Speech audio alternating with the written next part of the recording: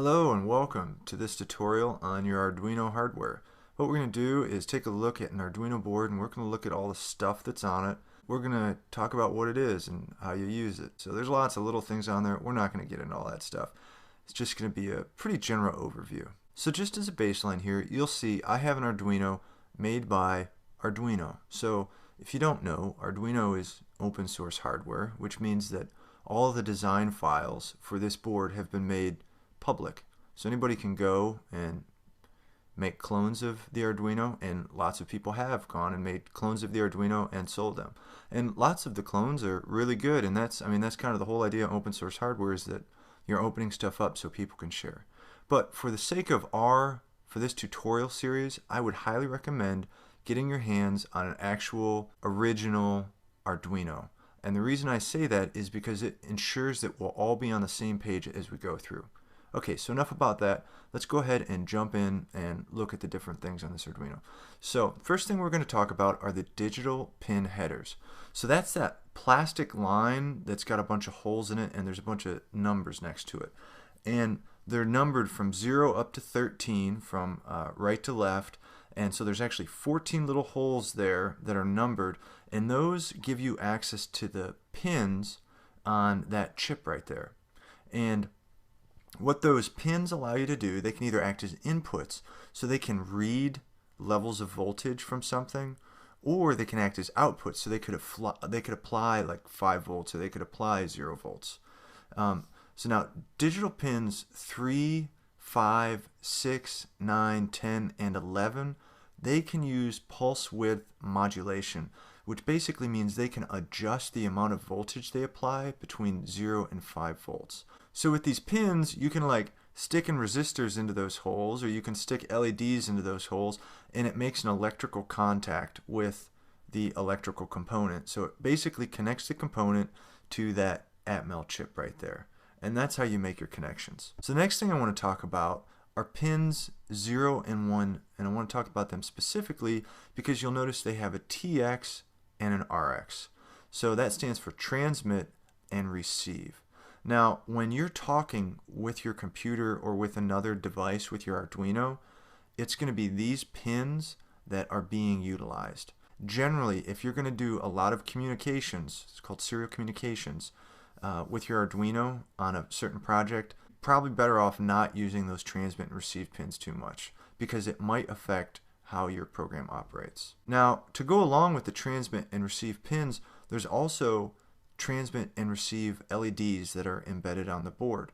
So these lights will blink anytime you're sending or receiving data. So you'll notice when you load a sketch, so when we load a program onto this board, those will blink, and anytime, like I said, you're sending information to or back from the Arduino, those will blink. What they're really good for sometimes is troubleshooting, because if you think your Arduino should be transmitting information and those lights aren't blinking, then you can be pretty sure you're not transmitting information.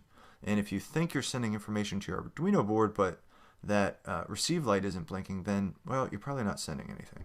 Alright, so the next thing I want to talk about are the analog pin headers, and they're marked 0 to 5 from left to right, so there's 6 analog pins.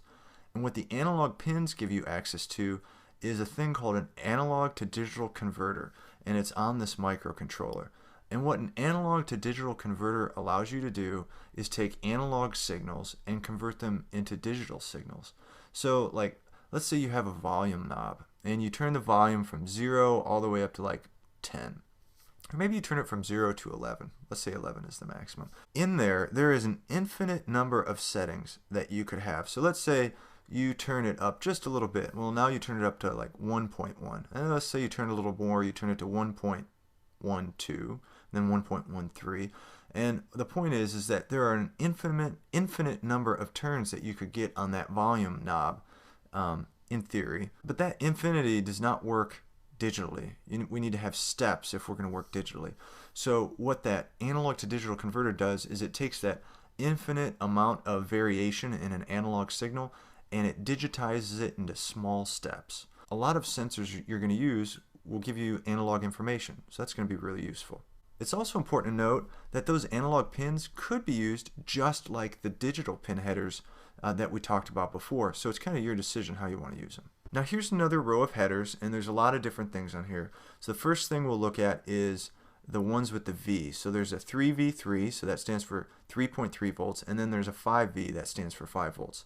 Now if you have your Arduino connected to either a power supply, like a battery power supply, or you have it hooked up to your computer with a USB port, with a USB cable rather, you can get 5 volts or 3.3 volts respectively from those pins. So what do I mean you can get? If you attach a wire into that 5 volt hole right there, so if you stick a little wire down in there and you take a multimeter and you measure the end of that wire, there'd be 5 volts there.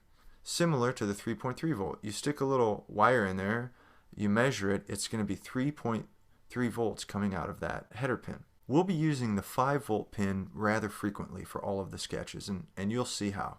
Now let's take a look at the reset button on the Arduino board. It's pretty straightforward. When you press that button, the Arduino is just going to start over at the beginning of the program. So it's not going to erase anything off the board. All it's going to do is sort of kind of reboot, but it does it super quick. I mean, pretty much instantly. Now there's also a reset pin right down there by the 3.3 and 5 volt pin headers. If you apply 0 volts to that pin, then you can reset the board also. So that's another way to reset the board, and don't use it too often, but it could definitely be helpful. Now let's talk about the ground pins on the Arduino. There are 3 ground pins. There's 2 on the bottom next to the 3.3 and 5 volt pin headers, and then there's one on the top, and that's next to digital pin 13. Now the ground pin gives you access to the lowest voltage on the board. I'm not going to get into the electronics of that right now. We'll talk a lot about it later, but just want you to know we'll be using the ground pins in just about every sketch that we work with. There's also a power on LED.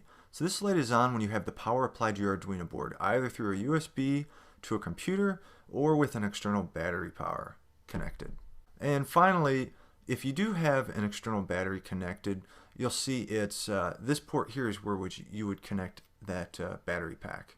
So that's pretty much it for an Arduino board overview. Again, there's a lot of other stuff on here, and you might be wondering what some of that stuff is, but to be honest, if you're just getting started, you're probably not going to use a lot of that, so I wouldn't learn it till you need to know it. Thanks so much for listening in.